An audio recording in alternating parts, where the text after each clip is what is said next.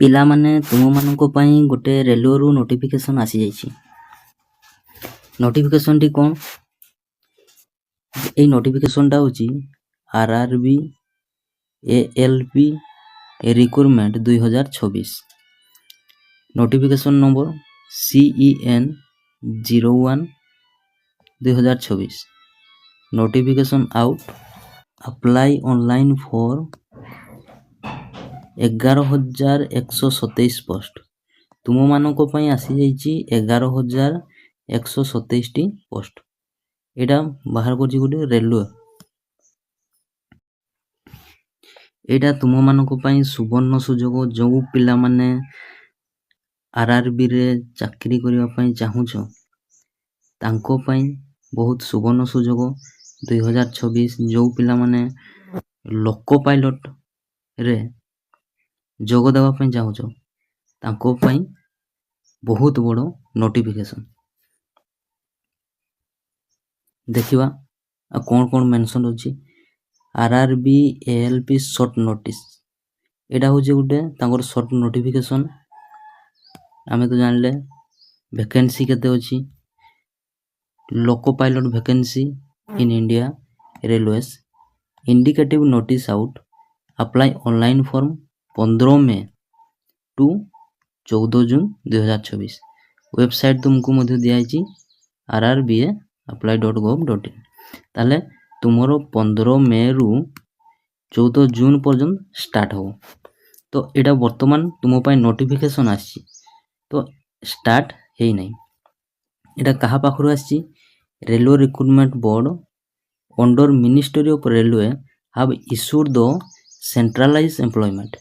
Notification number ତୁମକୁ ଦିଆଯାଇଛି। Recruitment 11,127 assistant loco pilot level 2 of the 7th CPC with an initial pay 19,900 across all India railway. ତାହେଲେ ତୁମର level 2 ଅନୁଯାୟୀ 19,900 ଟଙ୍କା salary ରହିଛି। This Bumber railway vacancy is a major opportunity for candidate preparing for last railway government job as well as state-wise railway job, because application for RRB ALP recruitment 2000 can be submitted online for any participating RRB including Ahmedabad, Chennai, Kolkata, Mumbai ଏଇସବୁରେ ତୁମର ବାହାର କରିଛି। ତାହେଲେ ଏଠି ଦେଖ ଏଲିଜିବିଲି criteria କ'ଣ ରହିଛି ବା eligible candidates age 18ରୁ 30 year. 1 July 2026 can apply for RRB assistant through online mode only 15 May 2026 ଟୁ 14 ଜୁନ୍ 2026। ଏଇଟା ହେଉଛି ତୁମର ନୋଟିଫିକେସନ୍। ଏଠି ସମ୍ପୂର୍ଣ୍ଣ ଭାବରେ ମେନସନ୍ କରାହେଇଛି। ଏଠି ଦେଖ ପୋଷ୍ଟ ନେମ୍ ଅଛି assistant loco pilot. Company name ତୁମର ଆସିଛି India railway recruitment board. Number of post 11,127 all railways. Advertise number salary pay level 2 7 CPC initial pay 19,900 ରହିଛି। Qualification as per details post wise education, post ଅନୁଯାୟୀ education qualification ଦରକାର। Medical standard ଥିବ।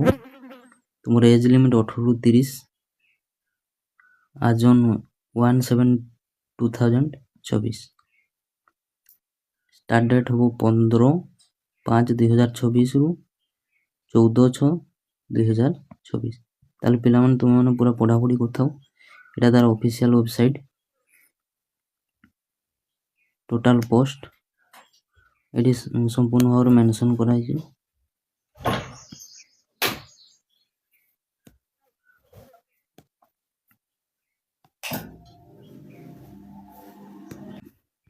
ରେଲୱେରେ ଗୋଟେ ଚାକିରି ପକ୍କା କରିବା ପାଇଁ ତୁମେମାନେ ବର୍ତ୍ତମାନରୁ ଲାଗିପଡ଼। ଏଇଟା ଗୋଟେ ହ୍ୟୁଜ୍ ଭ୍ୟାକେନ୍ସି ଅଛି। ବର୍ତ୍ତମାନରୁ ଯଦି ତୁମେମାନେ ପଢ଼ାପଢ଼ି ଷ୍ଟାର୍ଟ କରିବ ତାହେଲେ ତୁମମାନଙ୍କ ପାଇଁ ଗୋଟେ ଚାକିରି ସୁନିଶ୍ଚିତ। ଲୋକ ପାଇଲଟ ହେବା ପାଇଁ ଯଦି ଚାହୁଁଛ ତାହେଲେ ପଢ଼ାପଢ଼ି ଷ୍ଟାର୍ଟ କର।